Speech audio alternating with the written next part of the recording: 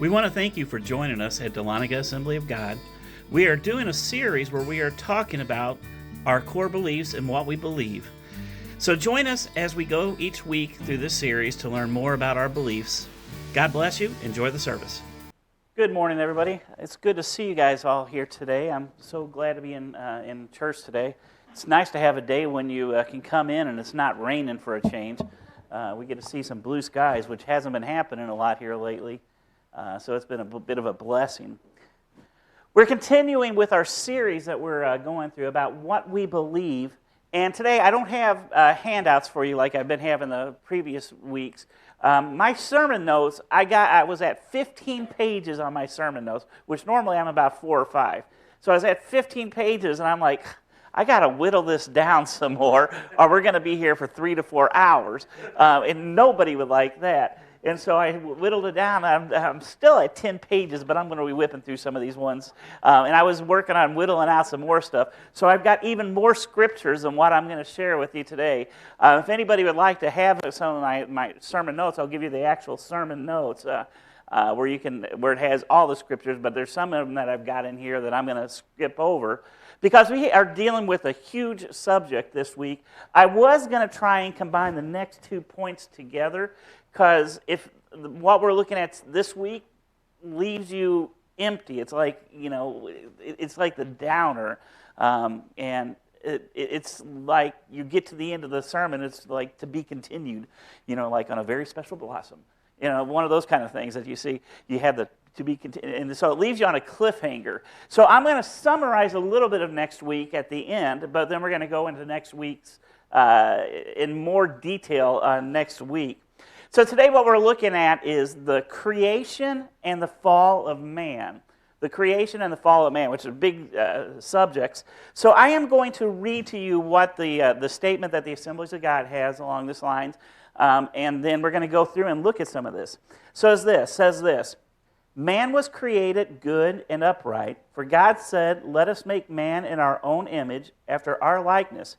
However, man by voluntary transgression fell, and thereby incurred not only physical death, but also spiritual death, which is separation from God. So that's the statement that we are looking at today. And there's a lot of stuff in that statement, even though it doesn't look like there's a lot of stuff in that statement. But the first thing it talks about is the creation of man.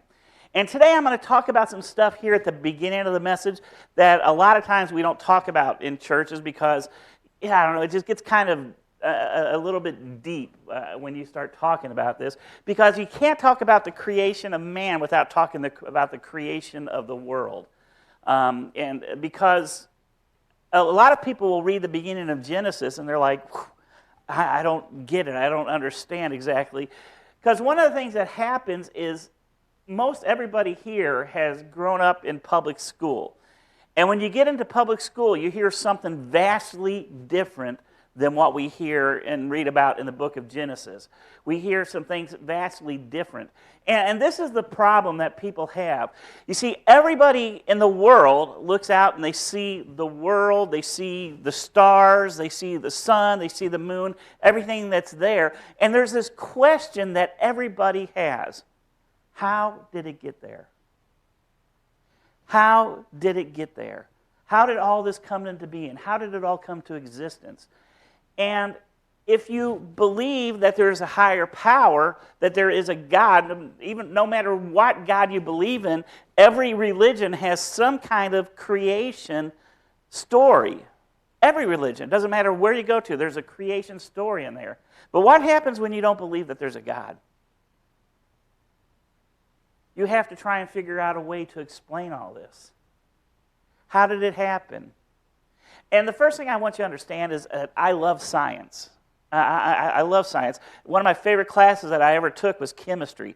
Because in chemistry, one of the most fascinating things about chemistry is before you ever do an experiment, if you're really good at math, you can sit there and you can calculate exactly what is going to happen in that experiment.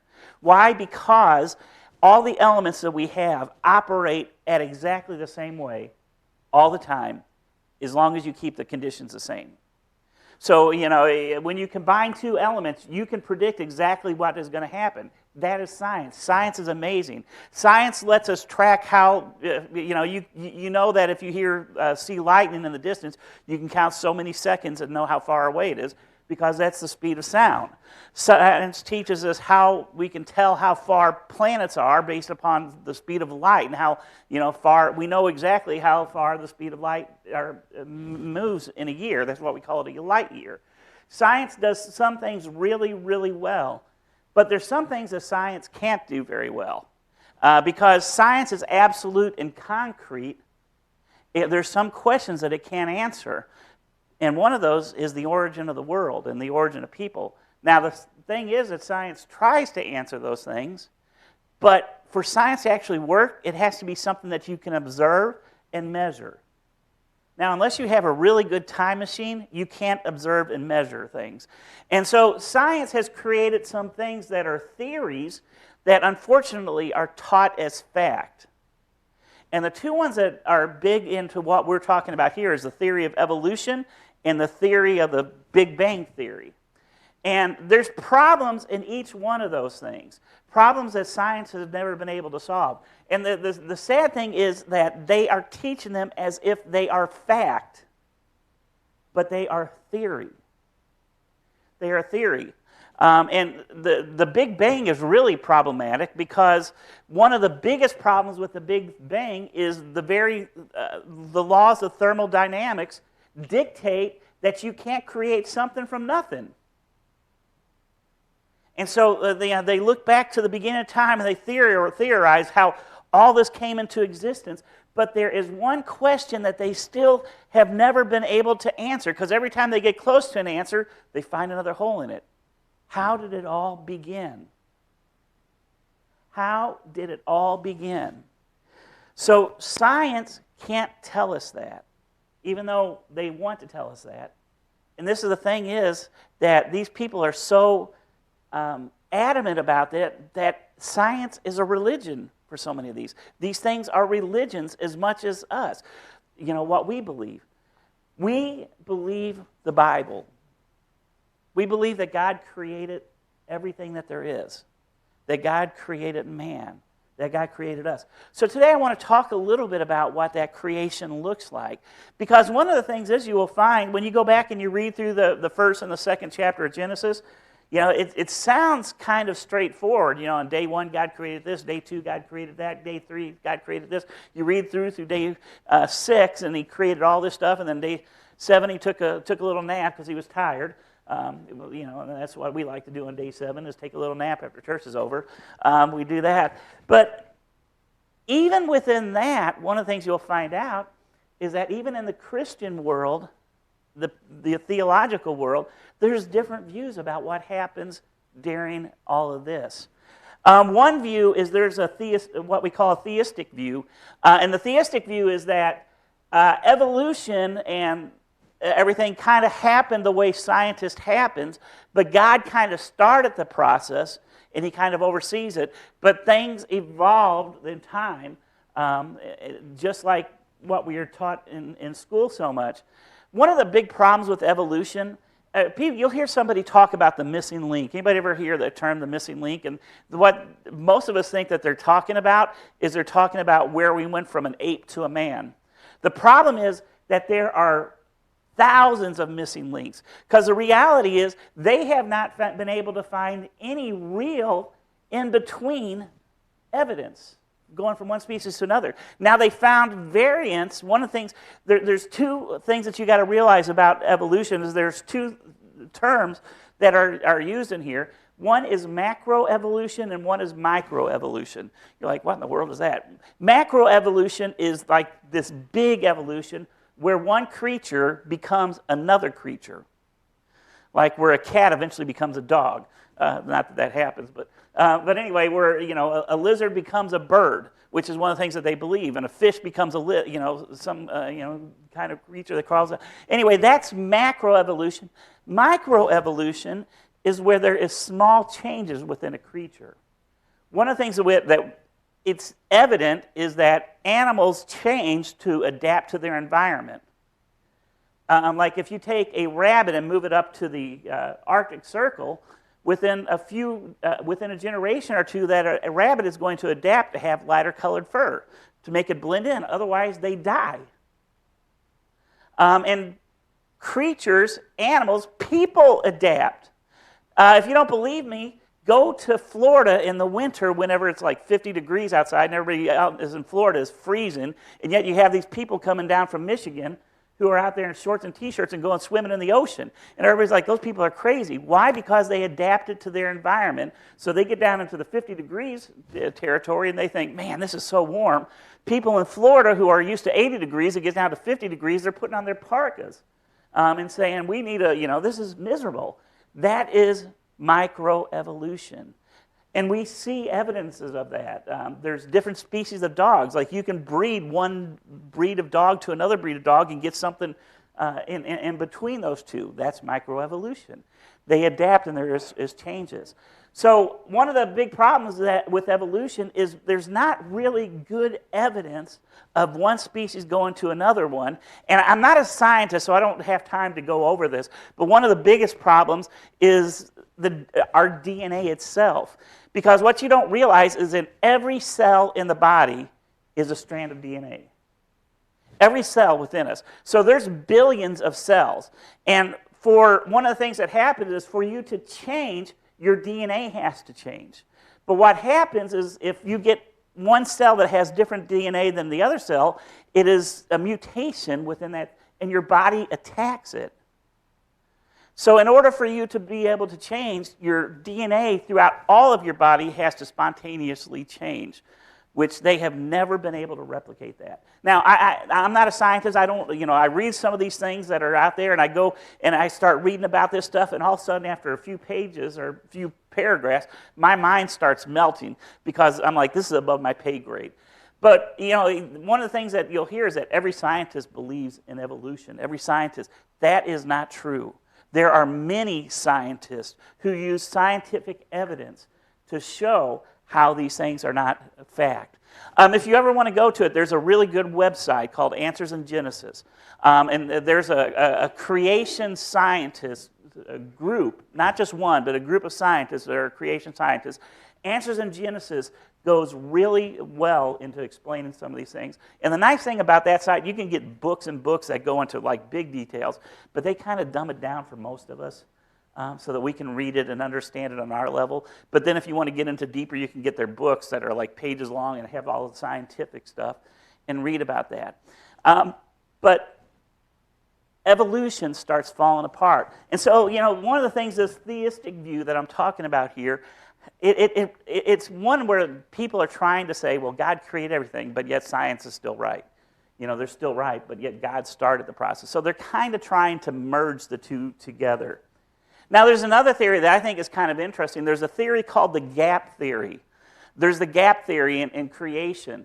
And the gap theory is based on Genesis 1 and 2, but there's other scriptures that go in here with this. But in Genesis 1, it says, in the beginning God created the heavens and earth. And in Genesis 2, it says that the earth was formless and void, or without form. But one of the things is, depending on which version you look at and how, some translations actually say that the earth became formless and void. Because one of the things that they look at and they say is that the word that's in there for was is actually should be translated as became. And that's not the only scripture that they have that kind of goes towards that. And there's also Genesis 1:28 and there's others. But in Genesis 1:28, when you read the King James Version, it's a lot different than the NIV, because what it says, and God blessed them, and God said unto them, be fruitful and multiply and replenish the earth. Replenish the earth and subdue it. In most versions we say, and it says, and populate the earth or whatever, but here it says replenish. One of the theory, this theory is that God, in verse 1, where it says, in the beginning God created the heavens and earth, that's a standalone verse. He created it. And then Satan came down to earth, and when that happened, God's original creation was corrupted and destroyed. And so it became formless and void. and then God went back in and did the creation process again. That's an interesting theory. I don't know that it's accurate, but I don't know that it's not accurate. There's a few other verses along that they pull in that kind of give some indication that that might have happened, but it's a theory. I don't know that it's important that we know that, but I just think it's kind of interesting. What if that happened? We don't know. But that's one way that you can look and explain, some of what the scientists say and the archaeological, the evidence of an old Earth, because it did exist before that. Whether or not that actually happened, we don't know for sure, but it's just kind of interesting. The next theory is the fiat creationism, or what we call the young Earth theory. That is where you look at the account in Genesis, day 1, day 2, day 3, and you read them as literal days. On day 1, which was one day, a 24-hour period of time, God did this. On day 2, 24-hour period of time, God did this. And what that means is that when you start doing the math, we come to the point that the earth is about 10,000 years old.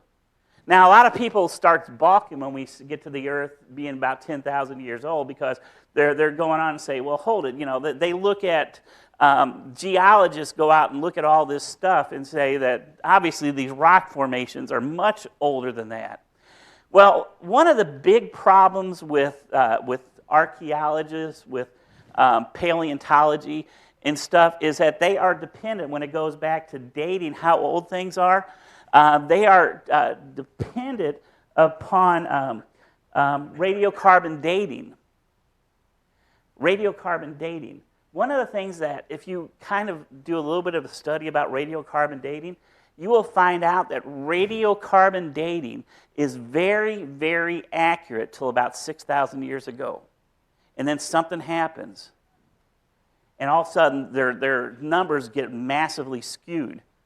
Sometime around that time frame is when the flood happened. Right about that time. That massively.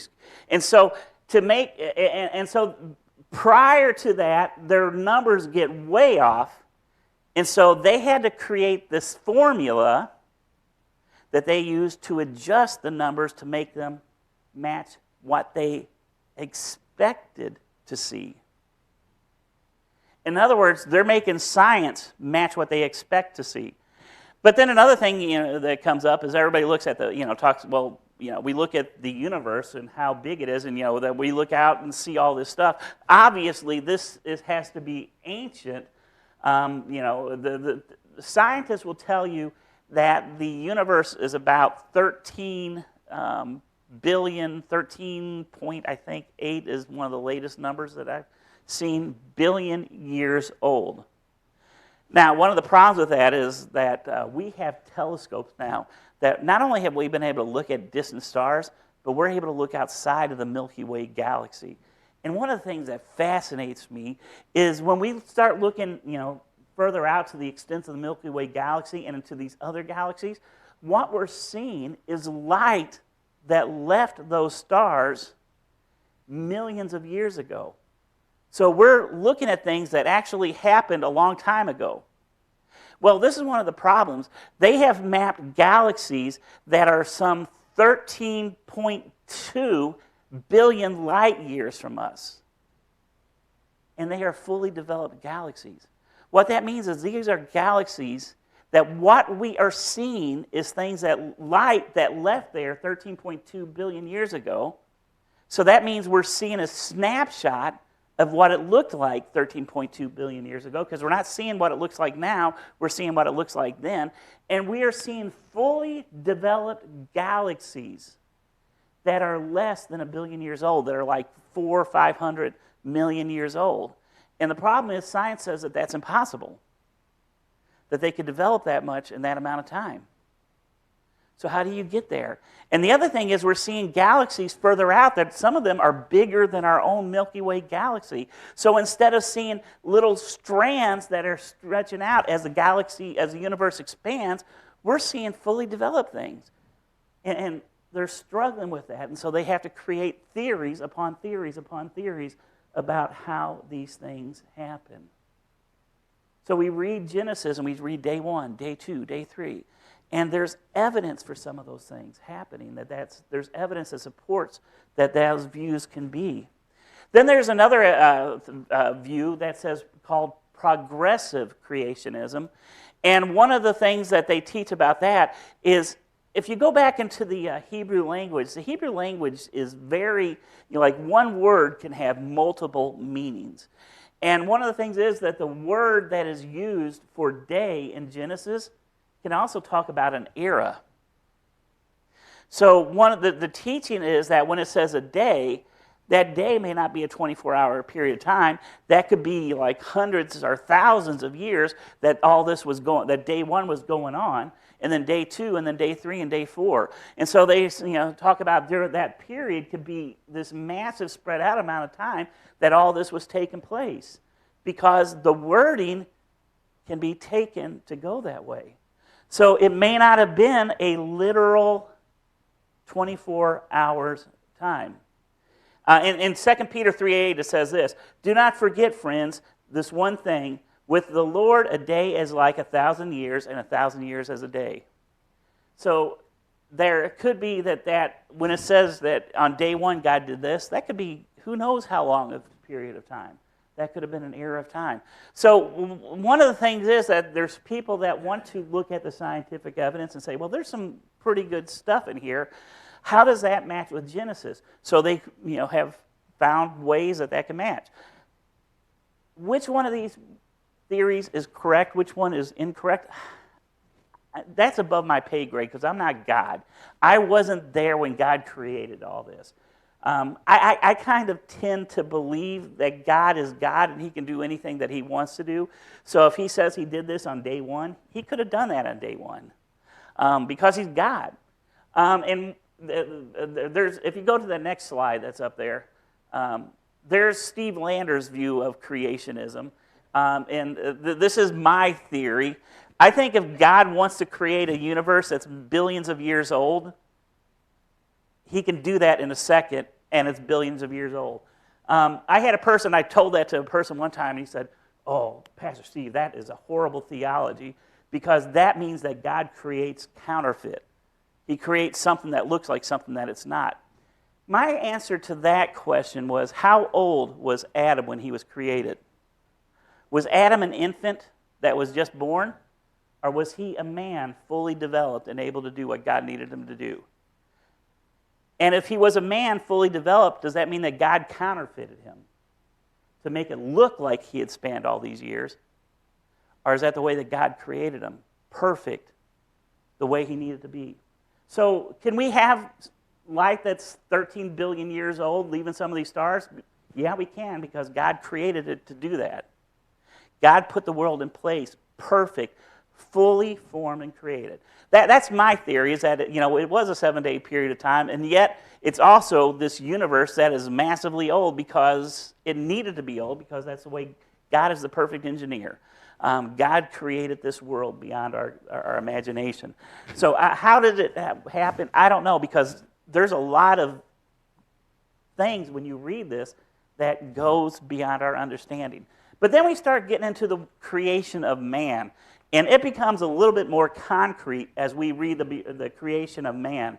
One of the first things that I want to point out about the creation of man is that man was created in God's image. In Genesis 1:26-27 it says this, "Then God said, 'Let us make mankind in our image, in our likeness, so that they may rule over the fish in the sea and the birds in the sky, over the livestock and over the wild animals, and over the creatures that move along the ground.'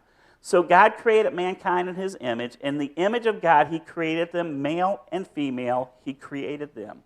The first thing I want you to point out is that when it says the image of God, that doesn't mean that we look like God. And we can tell based upon that verse, because he said, in the image of God, he created them male and female. So he created people, he created man and woman, both of them in the image of God. So that means that God must be some kind of strange morphodite that looks like a man and a female, which today there's people that will say, "Oh, you can be both." No, you can't. I don't care what crazy things you think. You're either male or you're female. God created them perfect, so there was no confusion about what happened. They created them perfect. So they were male and female, and yet they were in the image of God. They were in the image of God. So what does that mean? One of the words that are used in here when he talks about creation is there's a Hebrew word called nepes, and that word is the word for soul. I want to read to you Genesis 1:24. And God said to them, "Let the land produce living creatures according to their kind, the livestock, the creatures that move along the ground, and the wild animals, each according to their kind." And it was so. That word that you see there for living is the Hebrew word that is used for soul. So one of the things the Bible kind of associates is that a soul is just simply a living thing. Now, one of the things that we believe is that man is made in three parts. There is the body, it's our physical body. There is the soul, and then there is the spirit. The soul is kind of the thinking, feeling, reaction part of us. That is the part that lets us live and perceive the world around us. That is where our thoughts are, where our emotions are. That is what the soul is. The spirit is the part that God breathes into us. So what you'll find out is as you look through the scriptures and you do some investigation going back into the Hebrew, that both man and animal had a soul. Because animals can kind of think. They can kind of react to things. They even have sort of a little bit of a conscience if you teach them. Let me give you an example. We had this dog named Bo. He was addicted to the trash can. And he knew that he wasn't supposed to get into the trash, but yet he did it all the time.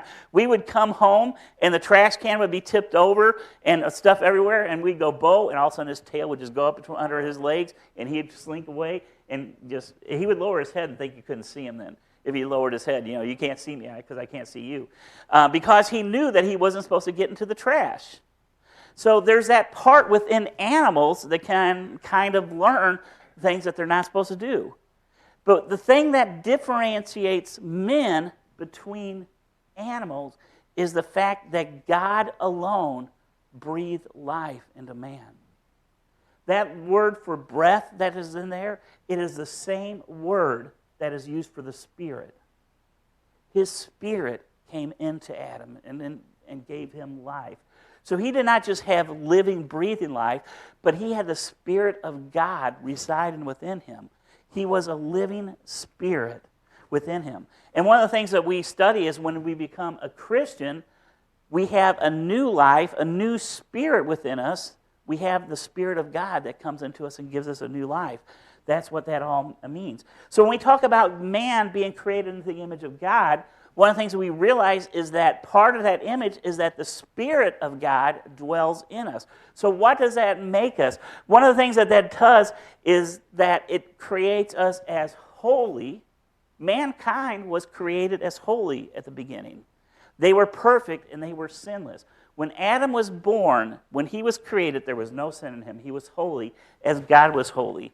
In Ephesians 4:24 it says this, "And put on the new self, created to be like God in the righteousness and holiness." So when we become a Christian, we are putting on that new self to become righteous and holy. But when Adam was created, he was created righteous and holy because he didn't have sin into him until he chose to sin.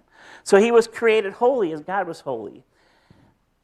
God has the ability to think, to comprehend, to understand the universe in which he lives, the world around him, to adapt to it.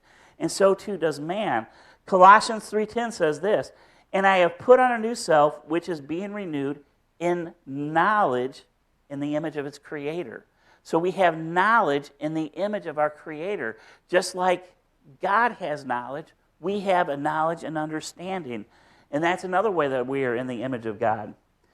One of the things you'll find out, though, is that God created Adam in his image, but then in Genesis, when it talks about Adam having children, it says that they were in the image of Adam. So what that means is that Adam was no longer that perfect man that God created. Now he was a sinful, fallen creature, and those people that came after him were in Adam's image, but not God's image.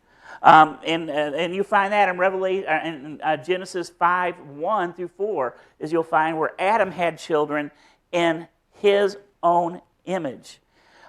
In verse 3 it says, when Adam lived 130 years, he had a son in his own likeness and in his own image, is what it says there. So we are now a fallen creature because of that. How did man fall? How did man fall? We can read the account in Genesis, and I'm not going to go through today and read the whole account because if I do, we're going to be here even that longer. The long story is this. God gave Adam instructions. He said, I'm placing you in this garden, and you can eat anything in this garden, but there's one tree in the center of the garden. You cannot partake of that. So what the Bible tells us then is that Satan, the deceiver, the serpent, came along and started talking to Eve and saying, look, that fruit looks really, really good. Why don't you go over there and take some of it? You know, a lot of times we have this picture that they're pulling this apple off the tree. We don't know what the fruit looks like because nobody else has seen it since then, because when God kicked Adam and Eve out of the garden, he placed an angel there to make sure that nobody could get back in. Chances are the Garden of Eden was destroyed when the world was flooded. So it probably doesn't exist anymore, but I don't know because I haven't been to every piece of the world, so I don't know. So if you find out one day that this tree was here all the time being guarded by this angel and Pastor Steve told you that it was destroyed, you don't get mad at me because I don't know. I haven't been there. If it's there, it's there. So he deceived Adam and he deceived Eve, and they partook of it. That's how sin entered into the world. But to understand that, you have to go back just a little bit further, because one of the questions that people always ask is, did God create sin? Because God created the angels, and we know this, the angel, Satan, was an angel in heaven. So did God create Satan to sin? Did he create him and make him a sinner? And the answer to that is no. But God created in his own image. He created angels with the same ability to make decisions, to reason things out as he was. So Satan had the ability to choose to do what is right and what is wrong. God has the ability to choose to do what is right and what is wrong. Because God knows good from evil. So God has the ability. He has chosen to be holy because he is holy. So God is holy. And he committed himself to that, so he can't sin. But he created angels to have that decision. So Satan decided to covet what God had created, to covet God's power. And when that happened, God cast him out of his presence. And, that's where I get to that, that two creation thing, is that when he was cast down, he destroyed the earth. I don't know if that happened. But we know this. When he was cast down, he showed up in the garden. And he was a fallen, evil creature. Revelation 9 kind of tells us a little bit about the fall of Satan. But in 1 John 3:8, it says this: he who does what is sinful is of the devil, because the devil has been sinning from the beginning. The reason the Son of God appeared was to destroy the devil's work. So the devil has been, and the devil is Satan. Satan is a fallen angel. You put those all together, you get to this, to the fallen angel. He has been sinning from the beginning. The origin of sin is Satan. He was a sinner, a deceiver from the beginning. So he came up and showed up in the garden, and that's where we get to the fall of Adam. One of the things you will read about this, when you read this, is that Eve was the first one to partake of the fruit. And yet, we say that sin entered the world through Adam. Why is that? Why does he get the blame for what she did? Because Eve could have partaken of it, and she brought the fruit over to Adam, and he could have said no. He could have said no. She did it first. Why does he get the blame? That's not fair. I will tell you why he gets the blame. Who did God give the instruction to? He gave it to Adam. And Adam was supposed to pass it on to his wife. Did he pass it on to his wife? I think he did, because when Satan showed up and said, did God really say that? She started doubting. Why? Because she didn't hear it with her own ears. Now, when you read the account in Genesis, one of the things you'll find out is that Adam, the way it appears, Adam was standing right there the whole time. And Adam didn't fight to protect his wife. Adam didn't stand up to protect his family. So Adam let her take it. You know, she was the guinea pig. He was standing there. Is she going to die right now? She didn't die. Hey, we're good now.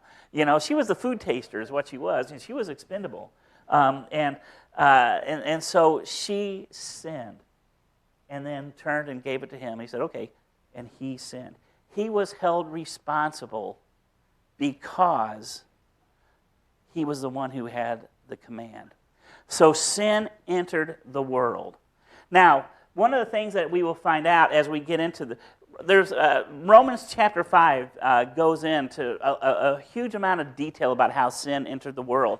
I'm just going to pull out a couple verses, but one of the things that you need to write down if you're writing down notes, write down verses 12 through 20 and go back and read the whole thing. But I'm just going to read 2 verses out of it.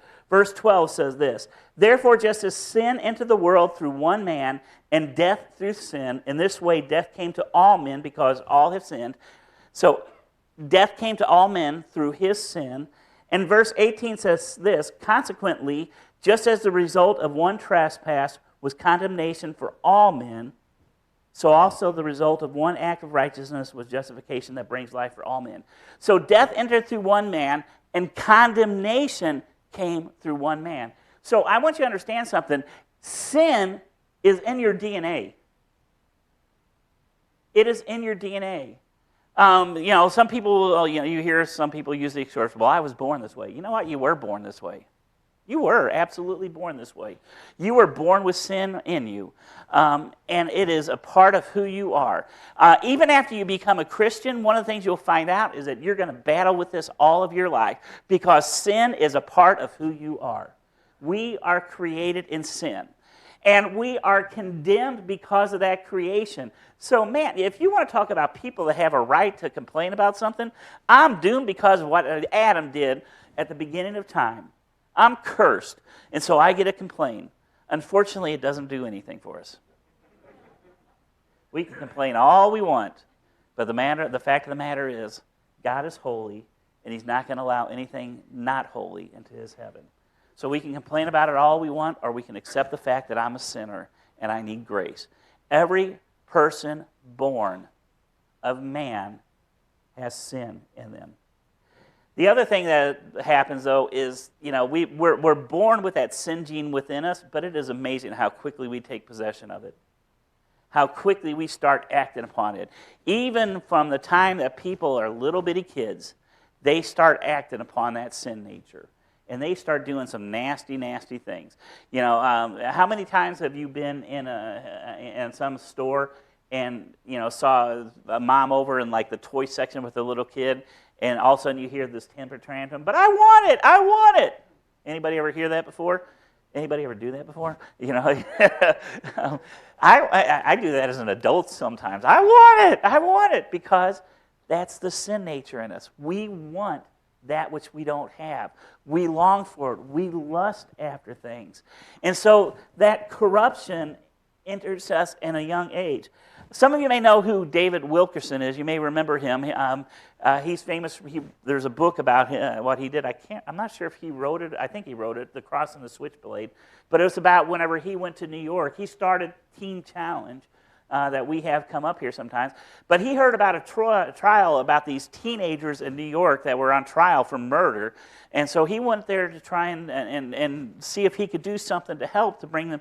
And he didn't get to do anything for that, but he kept being pulled back there. And he went back and back and over again. And he started making contacts with these gang members, and most of them were young teenagers who were doing violent stuff. And that's where he said, we got to do something about this to break the mold.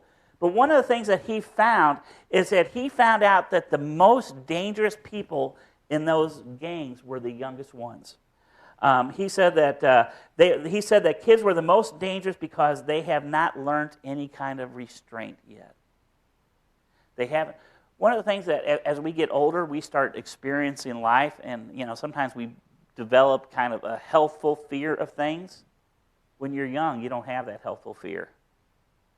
You don't have that fear. And if you're wicked, it comes out.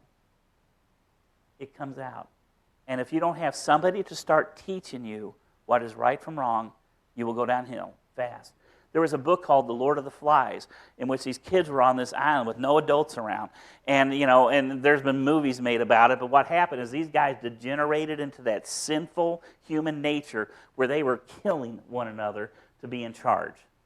Because left on our own devices, that's what happens. We become sinful. So we talk about how sin came to be. It entered to the world because Satan came into the world and he deceived people. But then we have to get in, what exactly is sin? What is sin? And the best way to look at what sin is to kind of look at some of the words that are used in the Bible to describe what sin is. In 1 John 3:4 it says, everyone who sins breaks the law because in fact sin is lawlessness. In the Old Testament there's some Hebrew words that are used for sin. And this first word I have looked at and tried to say so many times, and I am not going to try and say that. It's up there on that bar, that thing. Because there's places where you can go and you can get the audio things to hear it. And I'm listening to it, and I'm like, I can't say that. It's just not rolling off my tongue. But it's that word up there. And that word is a term that archers use when they miss their target. It literally means missing the mark. The interesting thing is in the Greek, if you go down, one of the words that's most commonly used is the Greek word hamartia, which is the same thing, missing the mark, another archer's term. So what that means is that they take aim at that little bitty target, and if you're like a lot of people, you miss the whole target together. You're aiming at the bullseye and you hit the ground somewhere, or a tree, or a person standing off in the distance because you missed. My dad one time went hunting with my uncle, and they were out hunting for quail, so they had shotguns with buckshot in them. And this was after the Korean War. He hadn't touched a gun for a long time after that. He didn't want to, but they talked him into going out. And so they were out, there was a bunch of them out walking around. All of a sudden, my dad hears something over here in the brush, and he's convinced that the birds are getting ready, and pulls up the gun and shoots. All of a sudden, my uncle's over there screaming because he shot my uncle in the leg. Fortunately, it was bird shot, so it wasn't deadly. But to the day my uncle died, he still had some of that shot in his leg when my dad shot him. So my dad, they said he never gets to go out hunting again because he missed the bird and hit my uncle. He missed the mark. Sometimes when we miss the mark, it can be destructive. The goal is we are called to be like God. That is the target. And anytime we are not like God, we are missing the mark. That's what sin is. When we are anything short of being holy, that's what sin is. That puts the bar is pretty doggone high. If we are not like God, then we are sin. That makes it hard. Another word that's used is awan, which literally just means iniquity and transgression. And I've got a whole bunch of scriptures where these are all used at, but if I do read all those ones, I'm going to be here forever.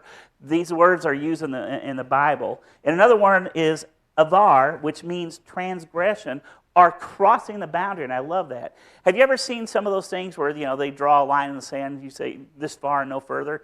And then, if you watch some of the old cartoons when we were a kid, they'd cross the line, especially Bugs Bunny, and then they'd draw another line, and then another line. And that's what people do so often in our lives. You're like, well, I'm not going to do this, and then all of a sudden you're doing that, and you're like, well, I'm not going to do that. I'm not going to do that. And then that's how we work, but God's line is absolute. And if we do anything outside of His boundaries, it is sin. It is sin. God sets the boundary. In Greek, there's another word, adikia, and it is anything that is unrighteous. Anything that is unrighteous. It's also used as wicked. Anything that doesn't look like God. The picture that I want you to understand is that God is holy, and He is the standard, and anything that doesn't measure up to Him is falling short. What does sin look like in our world? Now, let me read to you Galatians 5:19-21. The act of the sinful nature are obvious: sexual immorality, impurity and debauchery, idolatry and witchcraft, hatred, discord, jealousy, fits of rage, selfish ambition, dissensions, factions, envy, drunkenness, orgies, and the like. I warn you, as I did before, that those who live like this will not inherit the kingdom of God. You read that, and in the beginning, you're like, sexual immorality, okay, impurity, debauchery, I'm not debauchery, and idolatry, I don't worship. But then it starts getting into nitpicky things like hatred, discord. Discord is just being obnoxious. Jealousy, uh-oh. I don't know if anybody's ever been jealous of anybody, Fits of rage. Have you driven in traffic recently? Selfish ambition, faction, envy. Man, what does sin look like? Too often sin looks like us. Yeah, I hate when the Bible starts stomping on your toes. Now, this is where we kind of would wrap up with this whole message, the fall of man.